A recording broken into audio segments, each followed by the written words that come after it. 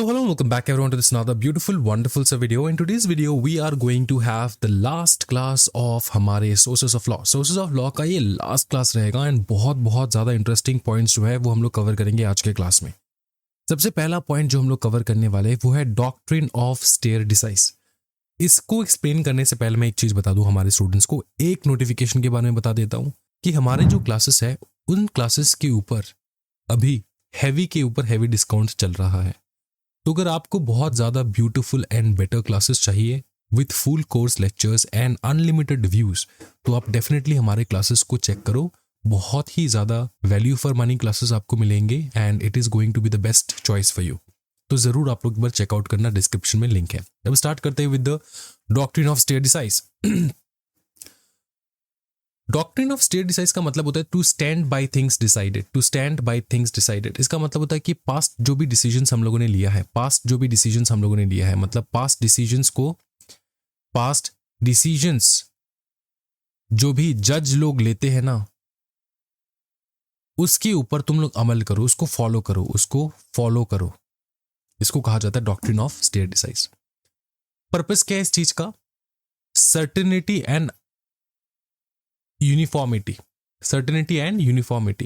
इससे ये इंश्योर होता है कि जो भी पाप काम हो रहा है ना, सिमिलर पाप काम के बारे में समझ में आ रहा है ना, जो सेम केसेस पकड़ लो. सब केसेस डाउरी मैटर है. क्या सब केसेस डाउरी मैटर है? अगर कोई भी जितने भी डाउरी मैटर के केसेस होंगे अगर सेम केसेस है तो उनके ऊपर सेम कानून जो है वो लागू होगा. ऐसा नहीं होना चाहिए कि एक जज ने एक जजमेंट दे दिया, दूसरे जजमेंट ने दूसरा जजमेंट दे दिया, तीसरे जज ने तीसरा जजमेंट दे दिया. इससे क्या होगा? यूनिफॉर्मिटी खराब होगा. इससे ऐसा लगेगा पब्लिक को, यार ये तो नसीब के ऊपर है, कौन किसके जज, जो भी जज है जज के ऊपर डिपेंड करता है. तो इस प्रकार से ना वो लोग क्या करेंगे, सोचेंगे कि भाई मेरे साथ नाइंसाफी हो गया, उसको अच्छा जज मिला. इस प्रकार से नहीं होना चाहिए, ठीक है. तो इसलिए यूनिफॉर्मिटी लाने के लिए जो भी सिमिलर केसेस है उन सिमिलर केसेस के ऊपर सिमिलर जजमेंट, सिमिलर डिसीजन पास किया जाए, तो पास डिसीजंस को फॉलो किया जाए, ठीक है. Stand by the things that are already decided, ठीक है. इससे सर्टेनिटी बढ़ता है, कंसिस्टेंसी होता है, प्रेडिक्टेबिलिटी होता है लीगल सिस्टम पे, फेयरनेस रहता है. फेयरनेस मतलब सबको इक्वल ट्रीटमेंट मिलेगा, ठीक है. फेयरनेस एंड पब्लिक पॉलिसी मतलब बिल्ड्स पब्लिक ट्रस्ट. पब्लिक का ट्रस्ट बिल्ड होगा. ऐसा नहीं होगा कि किसी और को तुमने सेम सजा किया है तुमको अलग सजा, तुमने सेम गुनाह किया है तुमको अलग सजा, और इसने भी सेम गुनाह किया है तुमको अलग सजा, तो दोनों को सेम सजा ही मिलने वाला. इस प्रकार से होना चाहिए. क्या ये समझ में आ रहा है? ठीक है. जितना भी स्टेयर डिसाइस लिख लो, जितना भी डॉक्ट्रिन ऑफ स्टेयर डिसाइस लिख लो, जजमेंट तो भाई मेरे जज के जजमेंट के ऊपर ही आता है. जज को जो पसंद है वही होता है normally day to day life में. जो एक्चुअल चीज़ है वो मैं तुमको बता रहा हूँ, ठीक है. लेकिन डॉक्ट्रिन ऑफ स्टेयर डिसाइस ये एडवाइजेबल है कि ये फॉलो किया जाए. अब देखो नेक्स्ट की features. Binding precedents. Court must follow higher court decisions and their own past ruling. तो ऊपर वाले कोर्ट ने अगर कोई डिसीजन सुनाया वो लोअर कोर्ट तो फॉलो करेगा, लेकिन ये जो लाइन है and their own past ruling, ठीक है, उनके खुद के जो पास्ट डिसीजंस है उसको भी फॉलो किया जाए, ऐसा एडवाइजेबल है, ठीक है. लेकिन क्या वो लोग फॉलो करेंगे? नहीं. उनको जिस केस में जो बेनिफिट लगेगा उस हिसाब से वो लोग करेंगे. ये मैं लोअर कोर्ट्स के बारे में बात कर रहा हूँ, इंक्लूडिंग दी हाई कोर्ट जजेस. सब लोग जो है ना, यहाँ पे करप्शन बहुत ज़्यादा हो चुका है, क्या ही बताऊँ मैं, ठीक है. लेकिन सुप्रीम कोर्ट एक ऐसा कोर्ट है जहाँ पे यू कैन एक्सपेक्ट कि भाई मेरे यहाँ पे तो तुम्हारे साथ न्याय होगा. यहाँ पे कोई खरीद नहीं सकता सुप्रीम कोर्ट के जज को. इतना ज़्यादा पावरफुल रहते हैं वो लोग, इतना ज़्यादा मॉनिटरी भी ब्लेस्ड रहते हैं वो लोग सुप्रीम कोर्ट के जजेस, ठीक है, थ्रू द गवर्नमेंट ऑब्वियसली. तो पास्ट रूलिंग को फॉलो करो एंड लोअर कोर्ट ऊपर वाले कोर्ट के डिसीजंस को फॉलो करो, ठीक है. Hierarchy of courts. Lower court must follow decisions of higher court. Courts are generally bound by their own previous decision. Generally bound होते हैं मतलब जनरली तुमको फॉलो करना है. तुमने खुद डिसीजन दिया पहले, अब इस केस में तुम डिफरेंट डिसीजन क्यों दोगे? लेकिन जज अगर कहेगा मेरा मर्जी, तुम कुछ नहीं कर सकते.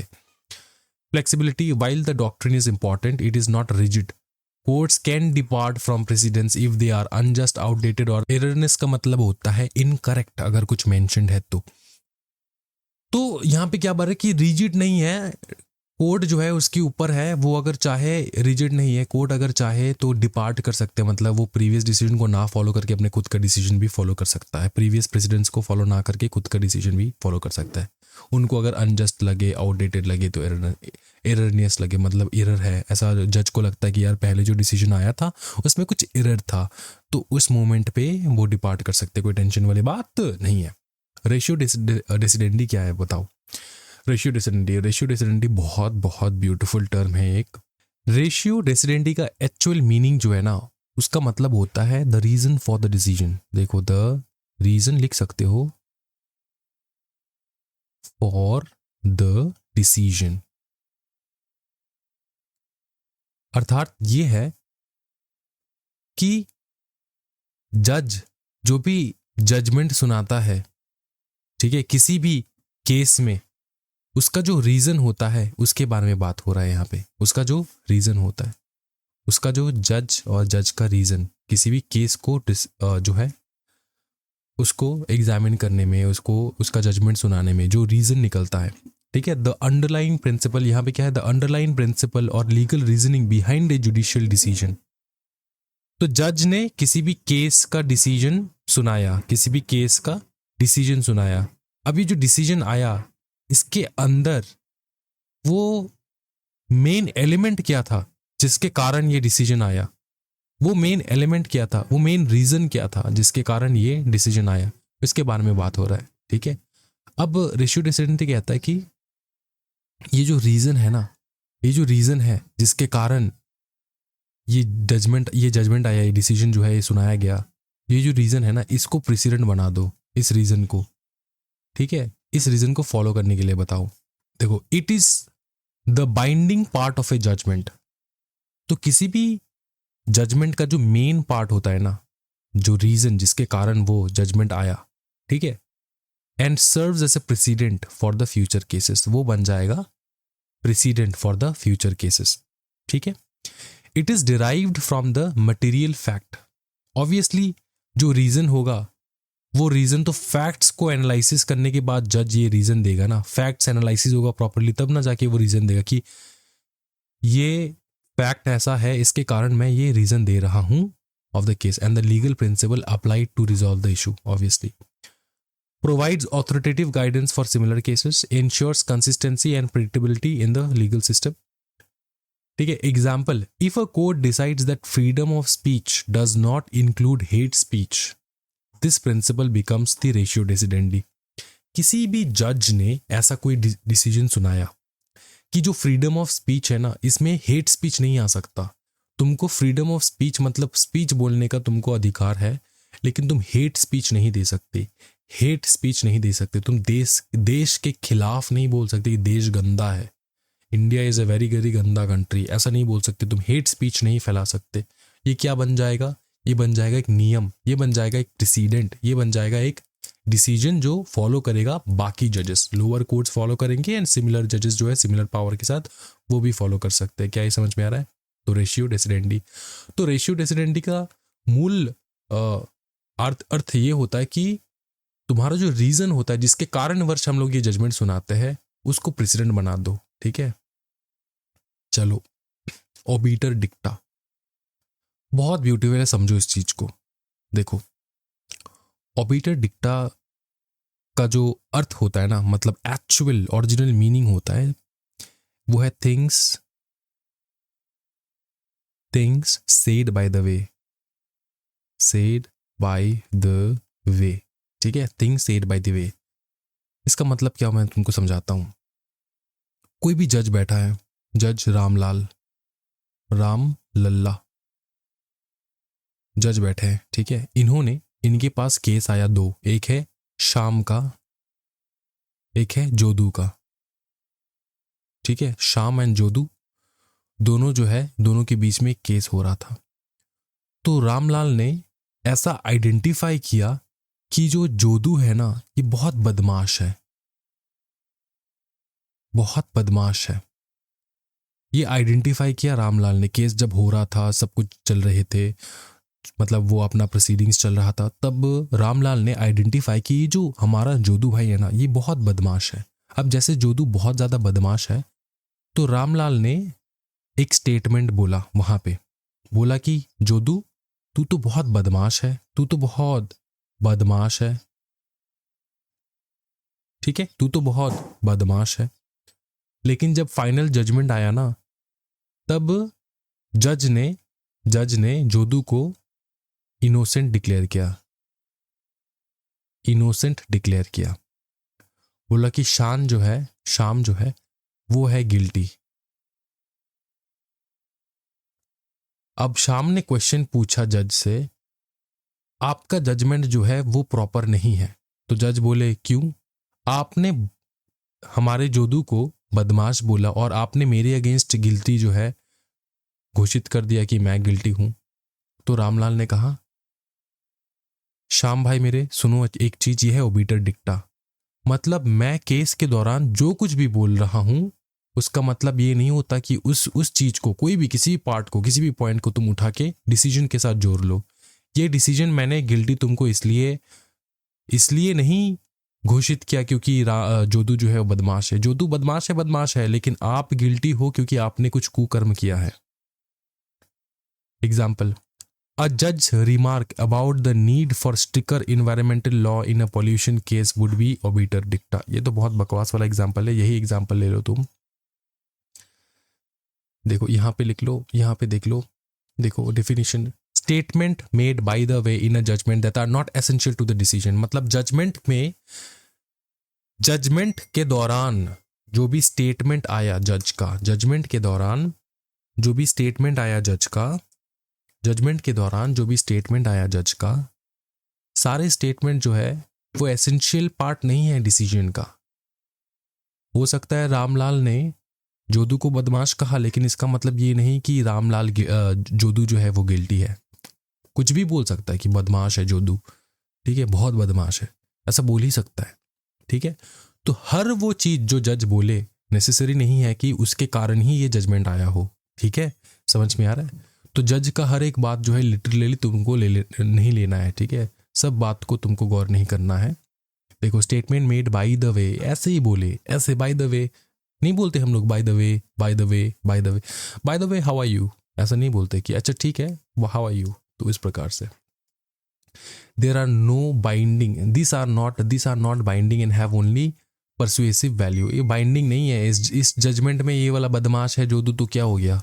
They have included hypothetical scenarios, general observation और future consideration। तो एक प्रकार का जनरल ऑब्जर्वेशन ही तो है कि राम ने ऑब्जर्व किया कि बदमाश है कौन, जोदू।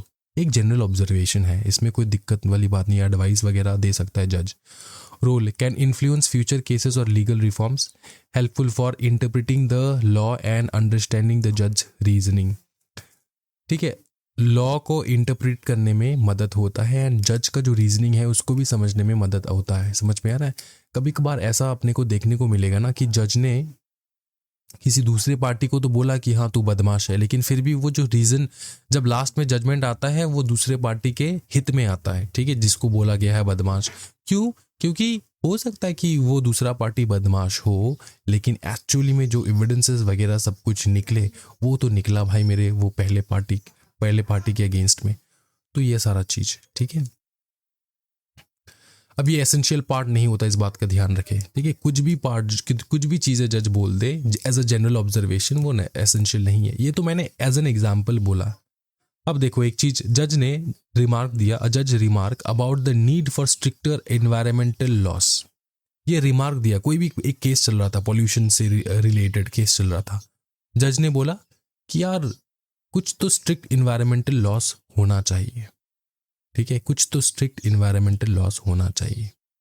ऐसा अगर जज ने बोल दिया, ठीक है, तो क्या इसके बेसिस पे क्या जजमेंट आएगा?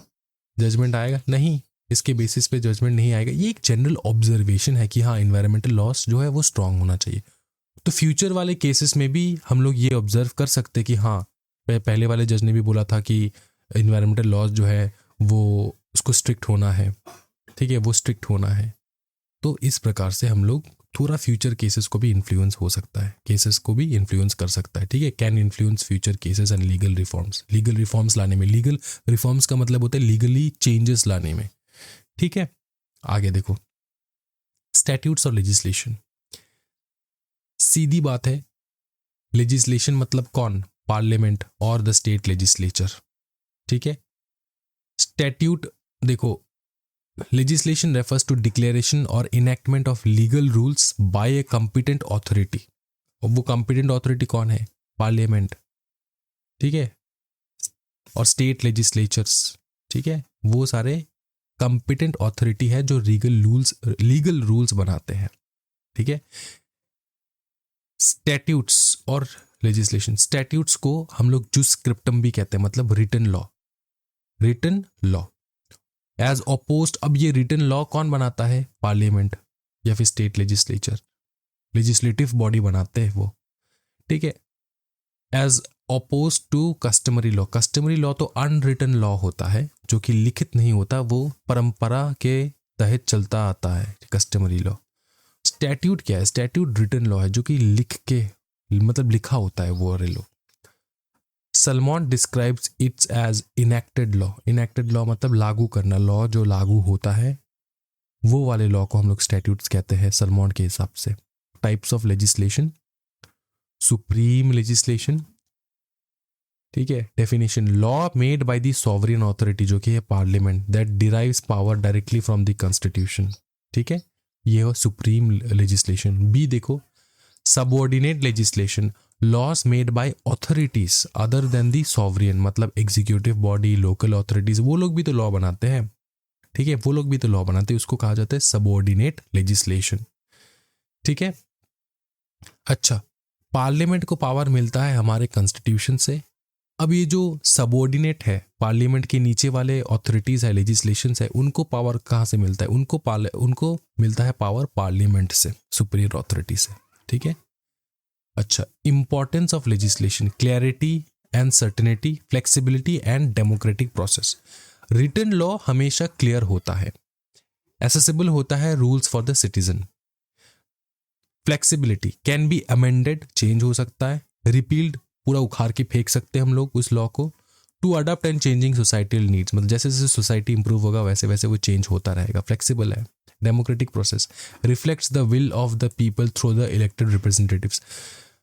इंडिया के सारे रिप्रेजेंटेटिव्स जो है पार्लियामेंट में जो बैठते हैं वो तो इलेक्टेड बाय द पीपल है ना, लोगों ने, देश की जनता ने इलेक्ट करके उनको भेजा, तो उन लोगों ने कोई डिसीजन लिया तो वो डिसीजन इक्वल्स टू क्या है? इक्वल्स टू द पब्लिक का डिसीजन ही है। उन लोगों ने अगर ये डिसीजन अगर ले रहे हैं, इसका मतलब यही है कि ये पब्लिक का डिसीजन है कि नहीं भाई मेरे, तो इसको कहा जाता है democratic process.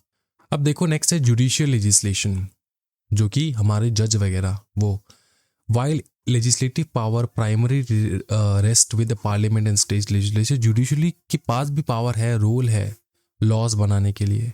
Interpretation, clarifying ambiguous status, मतलब एम्बिगियस मतलब कोई भी लॉ पकड़ लो, पार्लियामेंट ने कोई भी लॉ बनाया, उस लॉ का 2, 3, 4 मीनिंग निकल के आता है, इसको क्लैरिफाई कौन करेगा? जज के पास केसेस जाएंगे और जज क्लैरिफाई करेगा कि पार्लियामेंट ने जो लॉ बनाया वो किस हिसाब से बनाया।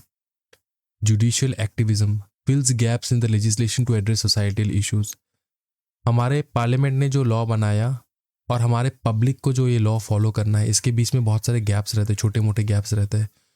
ये छोटे मोटे गैप्स जो है, छोटा मोटा लॉ बना के इसको फुलफिल करना होता है, तो उसका काम जो है वो जज करता है, ठीक है। जुडिशियल लेजिस्लेशन, सिंपली इतना याद रखो कि जज के पास भी थोड़ा बहुत पावर है लॉज बनाने के लिए। नेक्स्ट देखो पर्सनल लॉ, क्या बताओ? पर्सनल लॉ, पर्सनल लॉ आपकी एग्जामिनेशन के पॉइंट ऑफ व्यू से कोई इंपॉर्टेंट नहीं है, सिर्फ तुम ये जान लो कि हर एक कम्युनिटी का अलग अलग लॉ होता है। जैसे कि हमारे definition of personal law are laws that apply to individual based on the religion, caste and community. They govern matters like marriage, divorce, inheritance, adoption, succession. Courts apply personal law when statutory laws और customs do not cover the issue at hand, ठीक है।